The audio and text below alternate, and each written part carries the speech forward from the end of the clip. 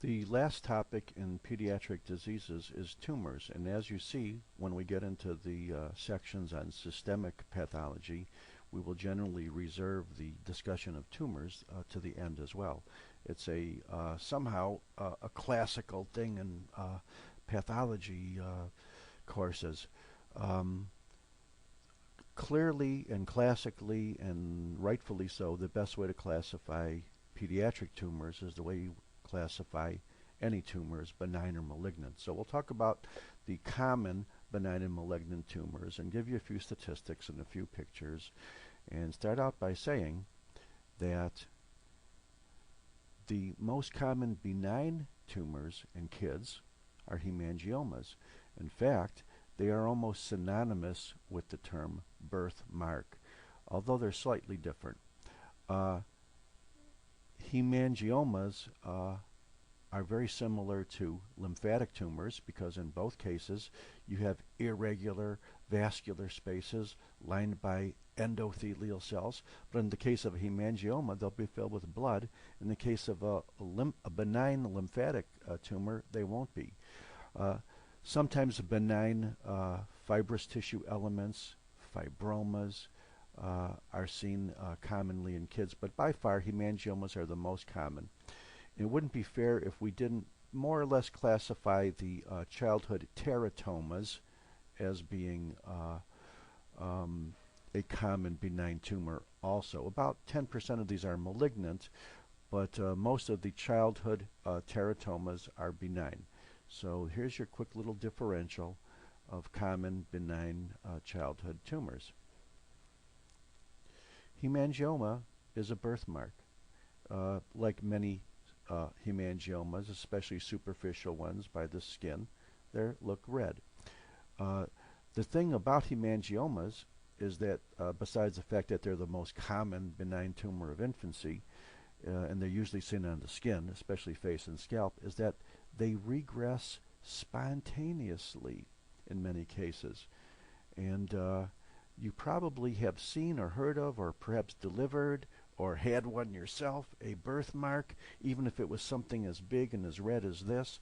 Very often it is not unusual, in fact it is the rule, to have spontaneous regression within a couple of years, perhaps looking normal. My daughter actually had a little hemangioma on her face, and the plastic surgeon helped it along by zapping it with laser, but he may not have had to do very much.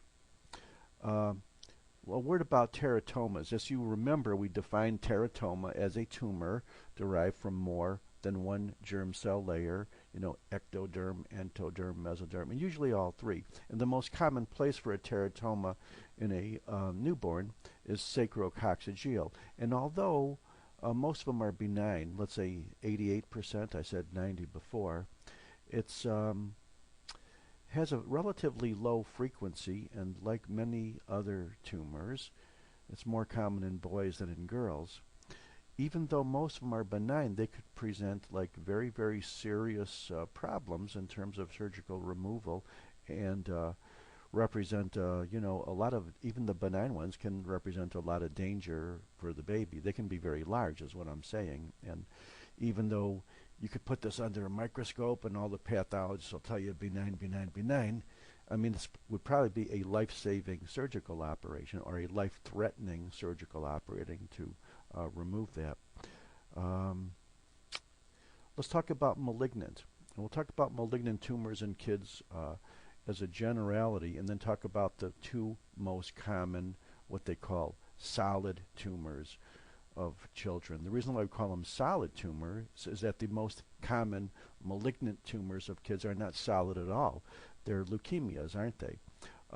If you wanted to categorize lymphomas in with them, then you're getting more into the solid. But when we talk about the common bulky solid tumors in kids, which are classically usually malignant in all senses of the word, we're talking about neuroblastoma and Wilms tumor.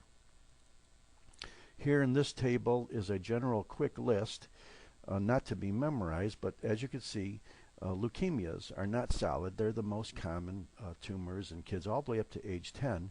And then to have a leukemia in a kid after 10 is really not very common at all.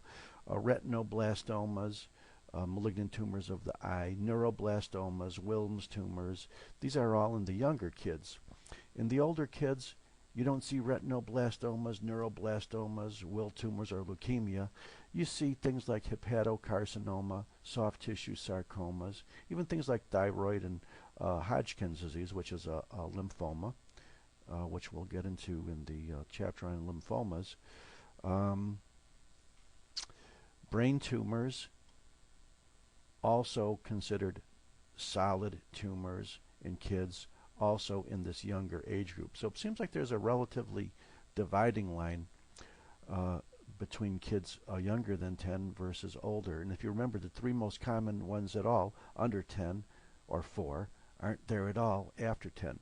At this point, I have to go into a little rant, I'm sorry, because we talked about with the benign tumor of hemangioma, we said that it regresses spontaneously, didn't we? So let's talk about malignant tumors regressing spontaneously as well. You will encounter and you will hear of and you will read in the literature and you will have pathologists tell you that they have seen obviously extremely malignant tumors that have gone away all by themselves, no treatment, spontaneously gone. Well, when cases like this are presented, they're usually talking about pediatric malignancies.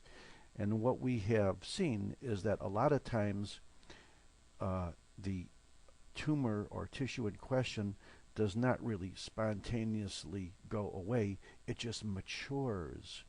So what I'm trying to say is every now and then you'll hear cases of spontaneous regression of malignant tumors, which of course is hard to believe because we've already taught you that cancer, like pregnancy, just doesn't go away. But when you hear these cases, which really happen, they usually be in kids. Let's talk about the concept of small, round blue cell tumors. This is not a specific type of tumor, but if you remember, we mentioned all of the common solid tumors of kids, especially the ones under 10, but also in older ones like the sarcomas. We said that neuroblastoma and Wilms tumor were common, lymphomas were common, and if you add the other things which we won't go into, rhabdomyosarcoma and Ewing's tumor, microscopically, when you look at these, they all look like lymphomas or oat cell carcinomas because they have small, round, blue tumors, blue nuclei, minimal cytoplasm, and that's why they're called small, round, blue cell tumors. It's generally a name to describe the histology of most pediatric solid tumors. Of course, you would take these cells and have them undergo various antigen stains with immunoperoxidase or electron microscopy to look for tiny little vesicles or neural structures, let's say, and you could then further differentiate them. Often there are other features that will differentiate them, and we'll actually show you some. Often, as with adult tumors, you can do chromosomal analyses and find sometimes regular, predictable chromosomal anomalies, translocations, so forth, that are associated with specific types of tumors. Let's talk about neuroblastomas. But let's talk about neuroblastomas in the next clip, because I just want to open the door to it. It's the second most common malignancy of kids.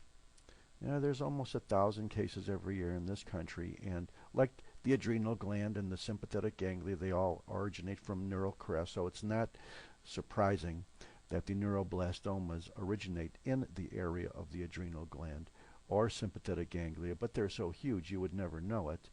But let's just say that's their origin. And if we remember, we talked about retinoblastomas being familial.